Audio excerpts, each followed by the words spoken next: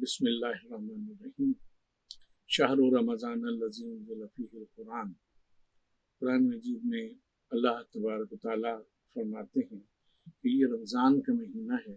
جس میں ہم نے قرآن نازل کیا۔ ہدی للناس وبینات من الہدی، اس میں ہدایت ہے لوگوں کے لیے اور واضح نشانیاں ہیں۔ اسی صورت سے چند آیات پہلے اللہ تعالیٰ نے ارشاد فرمایا یا ایھا الذین آمنوا کتب علیکم الصیام کما کتب علی الذین من قبلکم لعلکم تتقون، کہ یہ جو گیا شہر رمضان ہے، اسی میں ہم نے اے ایمان والو روزوں کو فرض کیا جیسے تم سے پہلے کی امتوں پر روزوں کو فرض کیا گیا تھا،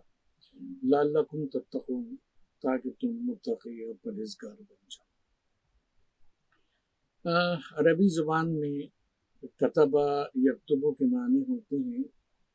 بکھرے ہوئے یا جدا جدا پیسز کو جوڑنا، یعنی جو خیاط ہوتا ہے جو کپڑے سیتا ہے اس کے اس عمل کو کتابت کہا جاتا ہے، کیونکہ کتابت میں بنیادی طور پہ حروف کو جوڑا جاتا ہے، اس لیے اسے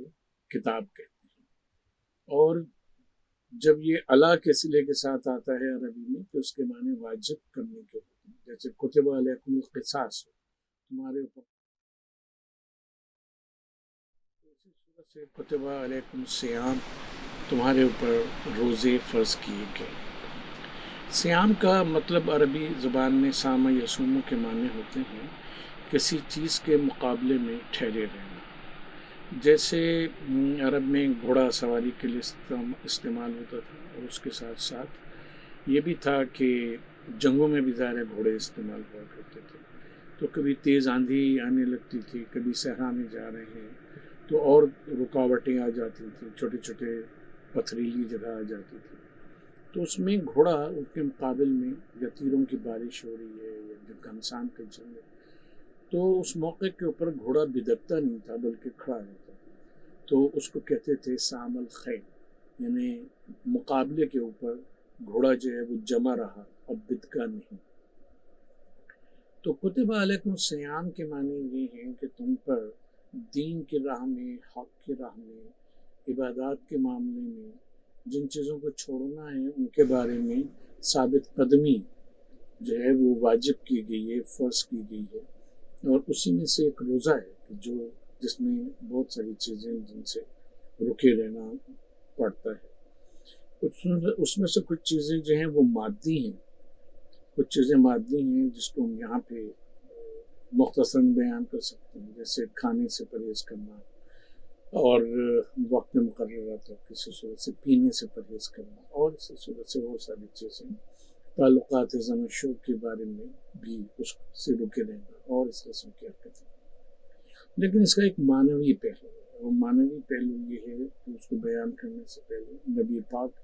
صلی اللہ علیہ وآلہ وسلم کا ایک واقعہ آپ سے نقل کرتے ہیں کہ آپ ایک مرتبہ کہیں تشریف لیے جا رہے تھے، رمضان کا مہینہ تھا، روزے چل رہے تھے، اور آپ نے دیکھا کہ دو عورتیں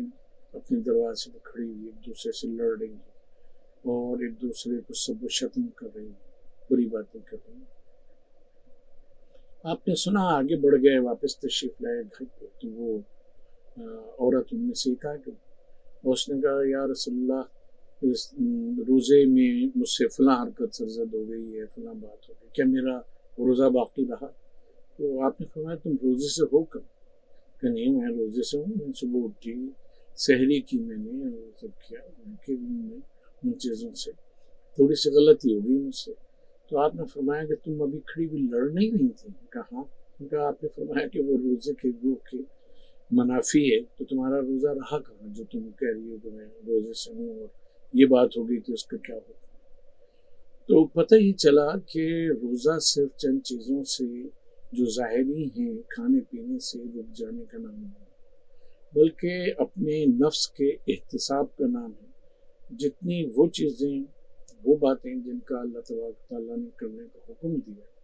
ان کو اختیار کرنا، ان کے اوپر عمل کرنا، چاہے وہ عبادات میں سے ہو، چاہے اخلاقیات میں سے ہو، چاہے معاملات میں سے ہو، ان سب چیزوں کو اختیار کرنا، اور جن چیزوں سے اللہ تبارک تعالیٰ نے روکا ہے، اس کے رسول صلی اللہ علیہ وسلم نے جن چیزوں سے روکا ہے، ان چیزوں کو اختیار نہ کرنا، یہ پورا کا پورا روزہ ہے۔ اگر کوئی شخص بھوکا پیاسا رہتا ہے اور ایک آدھ چیز سے بچا رہتا ہے، لیکن اپنے معاملات میں مثلاً ناپ تول میں وہ کمی کرتا ہے، چیزوں کے اوپر منافع زیادہ لیتا ہے، لوگوں سے جھوٹ بولتا ہے، دھوکہ دہی کرتا ہے، کم تولتا ہے، ٹھیک ہے، اور اسی صورت سے غیبت کرتا ہے، تو یہ ساری چیزیں روزے کو متاثر کرتی ہیں اور انسان کا وہ حقیقی روزہ قائم نہیں رہتا جو اللہ اور اس کے رسول نے جس کا حکم دیا۔ اسی لیے آخر میں حرف رجا کے ساتھ لعلکم تتقون، تاکہ تم، یا امید ہے کہ تم متقی بن جاؤ گے۔ تو تقوی میں یہ دونوں چیزیں شامل ہیں جو ہم نے آپ سے عرض کی، یعنی تقوی یہ بھی ہے کہ جو اللہ تعالیٰ کے احکام ہیں ان کے اوپر عمل کیا جائے، اور تقوی یہ بھی ہے کہ جن چیزوں سے اس نے روکا ہے اس سے رکا جائے۔ اس کو ایک اگر مثال سے ہم بیان کریں تو وہ حضرت عمر رضی اللہ تعالیٰ عنہ کی مشہور مثال ہے کہ انہوں نے ایک اور صحابی حضرت ابی بن کعب، جن کے متعلق حضور کا فرمان منقول ہے حدیث کی کتابوں میں کہ قرآن ابی بن کعب سے حاصل کرو، تو حضرت عمر رضی اللہ تعالیٰ عنہ نے ان سے پوچھا کہ تقوی کیا ہے، اے ابی یہ بتاؤ کہ تقوی کیا ہے؟ تو آپ نے فرمایا کہ کیا اے عمر، کیا تم کبھی خاردار راستے سے گزرے ہو کہ جس میں پھول بھی ہوں، کانٹے بھی ہوں؟ ان کا ہاں ایسا تو بارہا ہوگا۔ کہا اس وقت تم نے کیا کیا؟ کہا کہ میں اس وقت اپنا دامن اور کپڑے بچا کے چلتا ہوں تاکہ کانٹوں میں الجھ نہ جائیں۔ تو آپ نے فرمایا کہ راہ زندگانی میں اسی طرح سے چلنے کا نام، بری باتوں سے اور برائیوں سے بچ کے چلنے کا نام تقوی ہے، کیونکہ یہ اس راہ کی برائیاں جو ہیں وہ اس راہ کے کانٹے ہیں۔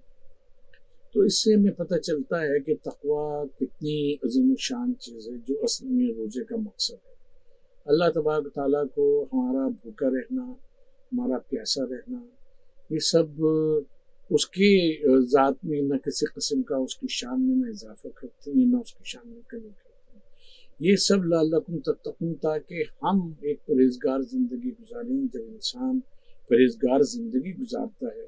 تو وہ اپنے لیے بھی بہتری پیدا کرتا ہے، دوسروں کے لیے بھی بہتری پیدا کرتا ہے۔ جب وہ پورا تولے گا تو اس کی آخرت بھی سنورے گی اور اللہ کے حکم پہ عمل بھی ہوگا، اور اس کے ساتھ ساتھ دوسرے کو کم چیز نہیں ملے گی، گویا اس کے ساتھ انصاف ہوگا۔ یہ رمضان میں ہمیں بہت زیادہ دیکھنے کو ملتا ہے، کم تولنا اور دھوکہ دینا۔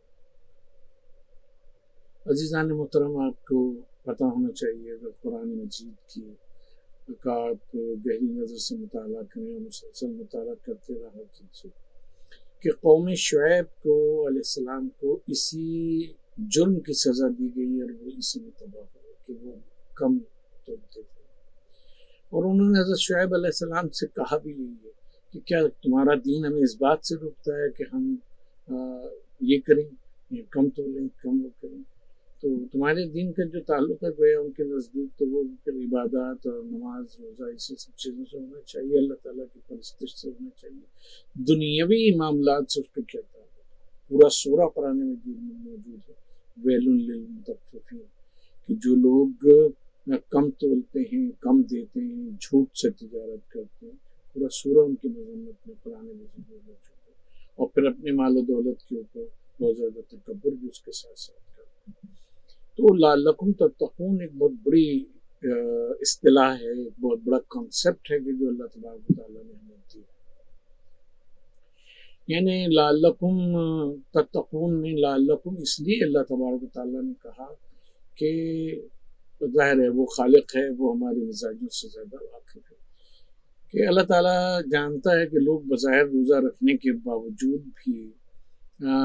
بری باتوں سے باز نہیں آئیں گے اپنی طبیعت کے مطابق۔ ہو سکتا ہے بڑی تعداد ایسی ہو، قلیل تعداد ایسی ہو، یہ انسان کا اپنا فرض ہے کہ وہ جب روزہ رکھ رہا ہے، صیام رکھ رہا ہے، صیام کا مہینہ پاتا ہے، تو وہ اپنے کو دیکھے کہ میں تقوی اختیار کر رہا ہوں، تقوی اختیار نہیں کرتا ہوں، میری بھوک پیاس میں اضافہ ہو رہا ہے۔ ہم بہت سے لوگوں کو ابھی سے کہتے سننے کہ رمضان آ رہا ہے نا، میرا وزن بہت بڑھ گیا ہے، اور وہ وزن جو ہے وہ کم ہو جائے گا، روزے رکھوں گا تو وزن کم ہو جائے گا۔ یہ جو اللہ تبارک و تعالیٰ کا اس کے رسول کا مقصود ہے، یہ ہم بالکل اس کے الگ جا رہے ہیں۔ اس سے بہتر ہے آپ روزہ نہ رکھیں بلکہ کوئی جم جوائن کر لیں، یا یوں فاقے پہ فاقے کرنا شروع کرتے ہیں۔ تو بھوکے رہنے سے بھوکا تو رہا جا سکتا ہے، تقویٰ حاصل نہیں ہوتا۔ تو تقوی کا جو حصول ہے، یعنی اللہ تبارک و تعالیٰ کے احکام کے اوپر عمل کرنا اور جن چیزوں سے اس نے روکا اس سے رک جانا، یہ تقویٰ ہے۔ اور یہ انسان کے لیے بھی مفید ہے اور معاشرے کے لیے بھی مفید ہے کہ معاشرہ اس سے مستحکم ہے۔ دوسری چیز ایک اور اس میں ہم عرض کر دیں کہ تقویٰ اور کیا چیز ہے۔ تقویٰ جو روزے سے پیدا ہوتا ہے، اس میں ایک بات یہ بھی ہے کہ جو اخلاقی نظام ہیں دنیا میں وہ آپ کو اچھائی اور برائی بتاتے ہیں، لیکن اس سے زبردستی روکتے نہیں۔ اسی صورت سے جو قانون ہے وہ آپ کو یہ بتاتا ہے کہ فلاں فلاں کام آپ کریں گے تو اس کے اوپر آپ کو سزا ملے گی۔ قانون آپ کو یہ نہیں بتاتا کہ فلاں فلاں کام آپ اگر انجام دیں گے، یعنی قانون کی پابندی کریں گے تو اس پہ آپ کو اجر کیا ملے گا۔ قانون میں اجر کا کوئی کانسیپٹ نہیں ہوتا، صرف یہ ہے کہ جو قانون پہ عمل نہیں کرتے ان کے لیے کہا جاتا ہے کہ بھئی اس کی سزا یہ ہے، اس کی سزا، تاکہ لوگ اس سزا کے خوف سے روکیں۔